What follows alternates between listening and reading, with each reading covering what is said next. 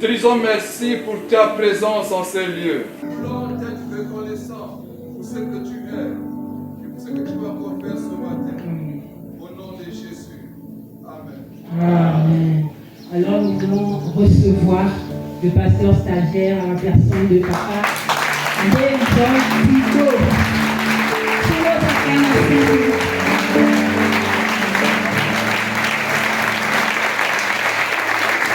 Salut celui qui est à côté de toi.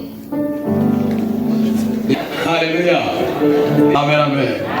Ce matin, nous allons parler de la guérison et la sanctification vont de pair. C'est pourquoi vous allez voir quand Jésus vient guérir quelqu'un, il lui dit d'abord tes péchés sont bas, qu'il te soit fait selon ta foi, tu es guéri. Donc nous parlons d'abord des péchés et ensuite vient la guérison. Dans l'Ancien Testament, chaque fois qu'Israël vivait dans la désobéissance, la maladie et la malédiction s'installaient. Dans le Nouveau Testament, Jésus guérit souvent en pardonnant d'abord les péchés. Cela montre que la guérison divine n'est pas seulement une question de corps. Les trois dimensions de la guérison, on a vu qu'il y a des maladies de l'esprit, il y a des maladies de l'âme et ensuite il y a des maladies du corps. Pour mieux comprendre cette vérité, nous allons voir trois aspects parmi tant d'autres.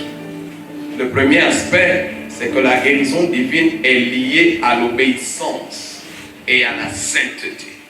Si on prend notre texte de Exode 15, 26, si vous m'obéissez vraiment à moi, le Seigneur votre Dieu, en faisant ce que je considère comme juste, si vous écoutez mes commandements et mettez en pratique toutes mes lois, alors je ne vous infligerai aucune des maladies que j'ai infligées aux Égyptiens. En effet, je suis le Seigneur, celui qui te guérit. Il y a des gens qui guérissent seulement en écoutant attentivement. La Bible raconte l'histoire de Paul. Il arrive dans un pays et il prêche l'évangile. Et il y a un paralytique qui est là, qui suit Paul attentivement. La Bible dit, Paul fixant les regards sur le paralytique et ayant vu qu'il avait la foi pour guérir, il lui dit d'une voix forte, lève-toi. Et le paralytique bondit sur ses pieds et il s'éteint debout. C'est pourquoi au moment de la prédication, il y a souvent des esprits mauvais qui viennent dans l'église et ils te chantent des berceuses pour que tu dormes. Et c'est pourquoi pendant la prédication, beaucoup de gens somnolent. C'est fait pour leur faire passer à côté de leur guérison, à côté de leur miracle. Parce que tout est dans la parole qui est prêchée. Dieu leur dit, si tu écoutes activement la voix de l'Éternel, ton Dieu, c'est alors que je suis l'Éternel, celui qui te guérit. D'autres guérissent en mettant en pratique tous les commandements, toutes les lois du Seigneur. Première loi, tu aimeras le Seigneur ton Dieu de tout ton cœur, de toute ton âme, avec toute ta force. Deuxième, tu aimeras ton prochain comme toi-même. Et si tu marches dans l'obéissance à ma parole, je te garderai dans la santé, je te préserverai des fléaux. La promesse de guérison est toujours conditionnée dans la Bible par l'obéissance. C'est ça qui montre toute la différence entre Dieu et les charlatans. Mais chez Dieu, quand tu viens à la clinique spirituelle de l'Éternel Dieu, quand tu veux que le spécialiste des médecins prenne en main ton cas, il va te demander d'abord de soigner ta vie. D'abord, soigner ta vie. C'est ça la différence. Il y a une énorme différence entre Dieu et le diable. Le diable, tu peux vivre comme tu veux, dans des enfers, ce que tu veux, il n'y a pas de problème. Mais si tu veux venir te frotter à Dieu, la première chose qu'il regarde, c'est ta vie. Comment tu l'amènes, comment tu marches, comment tu parles, quels sont les actes que tu poses. Il va sonder au-dedans de toi jusqu'à aller regarder quelles sont les motivations que tu as. Parce que Dieu, il évalue jusqu'aux motivations, jusqu'aux pensées les plus profondes et même les plus obscures. Tout est clair devant lui. Dieu ne promet pas seulement de guérir après une maladie, mais il promet surtout de préserver son peuple des maladies. Préserver, c'est protéger. Dans l'Ancien Testament, Jésus est présent partout. Dit à Moïse, viens. L'ange de la mort est descendu sur terre. Prends l'agneau. Et avec le sang de l'agneau, il faut appliquer sur les portes et les linteaux.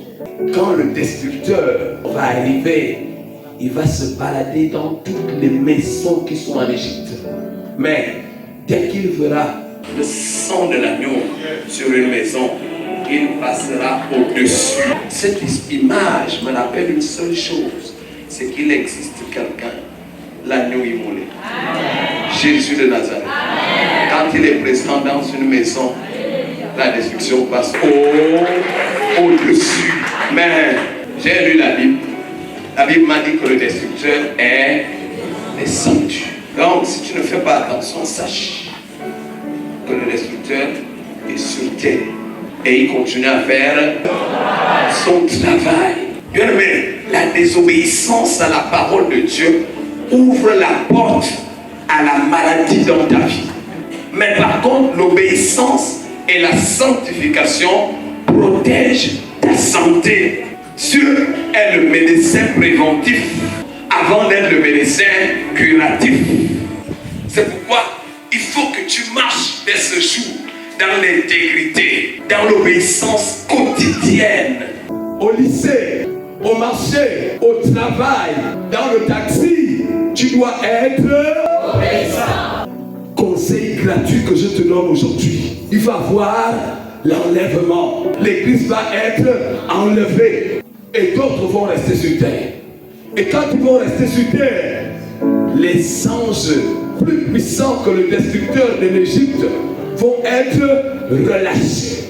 La Bible dit que les hommes vont aller se placer sur les toits et se jeter par terre et ne mourront pas. La Bible dit que les étoiles du ciel vont s'abattre sur la terre. Des grands fléaux vont être relâchés. Apocalypse parle des 7 anges qui vont venir rompre les sceaux. L'enlèvement que tu ne dois pas rater. Peut-être que tu ne savais pas pourquoi tu es chrétienne. Je te le dis, dis à quelqu'un, c'est un avertissement. Dis-le. Les chrétiens de la balise, vous devez être informés de ces choses. Pourquoi le christianisme est dilué aujourd'hui? Parce qu'il y a des prédicateurs qui ne donnent plus ces choses aux gens. Et c'est pourquoi le christianisme aujourd'hui est différent de celui de Michel Mounouga quand il était pasteur ici. Est-ce que vous êtes là? Tu n'es pas chrétien d'abord pour des choses de la terre. Tu es chrétien parce que tu aspires échapper et partir lorsque la trompette retentira. C'est pourquoi tu es chrétienne. C'est pourquoi tu es chrétien. Parce qu'il ne faut pas rater le son de la trompette. C'est pourquoi tu dois te sanctifier dans tes pensées, dans tes paroles et dans tes actes. C'est pourquoi nous, parents, nous avons l'obligation d'enseigner aux familles que la foi et la santé spirituelle vont de pair. Ta foi doit être active. Israël a été frappé par les serpents brûlants dans le désert à cause de leur rébellion. Dans le livre de Nombre 24, du verset 4 au verset 9. Jésus a dit, ne crains pas ce qui ne peut pas tuer le corps, ce qui tue le corps sans tuer l'esprit. Mais Dieu, il est capable de tuer l'esprit. Lui-même, il les fait sortir. Et quand il se rebelle avec lui au désert, il relâche des serpents brûlants, les serpents du désert. Ils ont mordu. Il y a eu des morts. Dieu va encore appeler, hey, Moïse, prends encore le bois. Il fait encore descendre Jésus sous la forme d'un serpent d'airain. Et il demande au peuple, même si tu as été mordu, ne regarde pas où tu as été mordu. Lève les yeux pour regarder le serpent d'airain. Parce que la guérison vient du serpent d'airain. Ça c'est encore Jésus qui est présent dans nous. Bien-aimé, on te parle de la sanctification, tu détestes le message là. D'accord. Vas-y, fonce. On se ramène Lazare. Et toi, tu risques d'aller rejoindre le riche de la terre. Et là-bas, il n'y a pas d'eau là-bas. Abraham, il y a Lazare de me mettre une goutte d'eau dans la bouche pour me désaltérer. Je suis allé chez moi, j'ai pris le verre de génie, j'ai trempé le doigt. Tu ne ressens rien. Vous voyez, la souffrance. Il était tellement désespéré que pour lui, une goutte d'eau était suffisante. Frère, de l'autre côté là, ça ne joue pas là-bas. Il faut que tu sois sincère. Parce que si tu viens de prononcer le nom de Jésus là, et que tu fasses erreur, je dis erreur, de te retrouver à sa messe. Oh, qu'est-ce que ta torture sera grande. Qu'est-ce que ta torture sera forte. Ceux qui ont fait quelques séjours là-bas, que Dieu a fait grâce, ils disent que le chaudron, c'est l'endroit où la souffrance en enfer est la plus élevée. Et à cet endroit-là, c'est réservé pour tous les faux chrétiens. Tous ceux qui ont prononcé le nom de Dieu de Jésus sur terre sans être sincères. Ils iront au chaudron. Il y a des cages, des niveaux et des niveaux de souffrance. Église, est-ce que vous êtes là? C'est écrit. Fais comme ça à quelqu'un. Il arrête de jouer avec ta vie chrétienne. Voilà, il n'y a pas de problème. Et je vois des gens qui m'indexent ici. Voilà, arrête de jouer avec ta... La guérison divine commence par une vie d'obéissance, une vie de sanctification. Le deuxième aspect de mon thème, c'est que le pardon des péchés ouvre la porte à la guérison. Dans le livre de Jacques, il dit, quelqu'un parmi vous est-il malade? Qu'il appelle les anciens. Les anciens vont le moindre l'huile. Et s'il a commis un quelconque péché, il lui sera pardonné. Pardon des péchés, c'est ce qui ouvre la porte à la guérison. Mais il y a quelque chose dans le pardon. C'est que le pardon s'exerce à deux niveaux. Le premier niveau, c'est Dieu qui te pardonne. À condition, à condition que toi tu pardonnes d'abord ton frère, ton prochain. Ça veut dire quoi? Pas de pardon envers ton prochain, Dieu aussi ne te pardonne. Il dit quoi? Pardonne-nous nos péchés comme nous pardonnons aussi à ceux qui nous ont offensés. Donc si tu es assis ici ce matin et que tu n'as jamais pardonné ton frère, sache que Dieu aussi a bloqué et tes péchés s'accumulent, s'accumulent, s'accumulent, s'accumulent. Ça a dépassé la toiture là depuis le jour où tu as décidé de ne pas pardonner à ton prochain. Tu veux que Dieu te pardonne?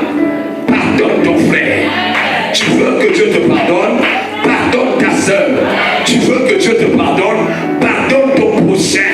Si tu décides de fermer ton cœur à l'endroit de ton prochain, sache que tu as fermé toi-même les portes du paradis. Dans le psaume 103, 2 à 3, il est écrit, oui, je veux remercier le Seigneur sans oublier un seul de ses bienfaits. C'est lui qui pardonne toutes mes fautes, qui guérit toutes mes maladies et toutes les douleurs profondes. C'est lui qui efface toutes mes iniquités, qui restaure toutes mes affections. Dieu pardonne entièrement nos péchés. En même temps, il nous libère de son pouvoir de guérison sur toutes nos faiblesses. Le péché est souvent la racine de la maladie. Quand tu es quelqu'un qui pardonne, tu prépares déjà le terrain à la guérison. Dieu guérit de façon holistique. La pratique de la repentance sincère chaque jour. Tu dois prier pour cela, pour recevoir le pardon de Dieu par la confession. Libère le pardon aussi envers les autres. Ça ouvre la voie à la guérison. Commence à rendre grâce à Dieu. Je n'entends pas. Commence à rendre grâce à Dieu. Est-ce que tu es là ce matin? Oh, tu vas te lever parce qu'on veut déclarer quelque chose dans nos vies. Alléluia! Viens vers mon nom de Jésus. Je déclare que l'obéissance ouvre la porte à la santé divine. Au nom de Jésus.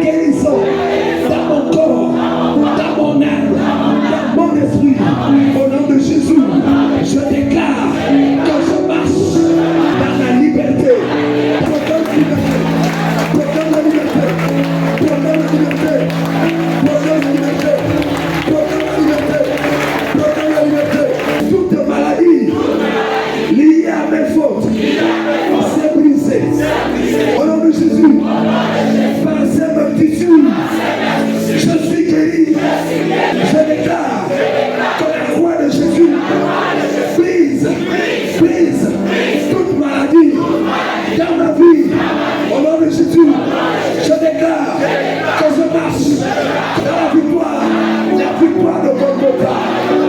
Je déclare ce matin que ma guérison, c'est scellé dans mes affaires, scellé dans mes activités, scellé au nom de Jésus.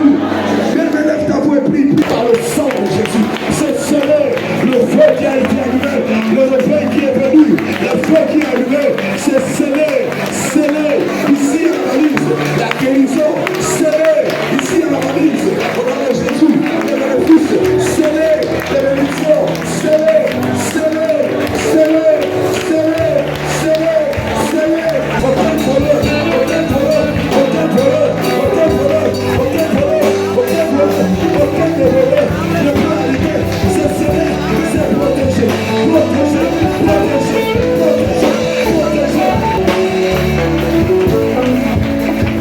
Nous te bénissons, notre Dieu, nous te rendons grâce. Merci pour ce temps et merci pour ce peuple. Merci pour cette église de la balise. Ils nous ont aimés, on les a aimés.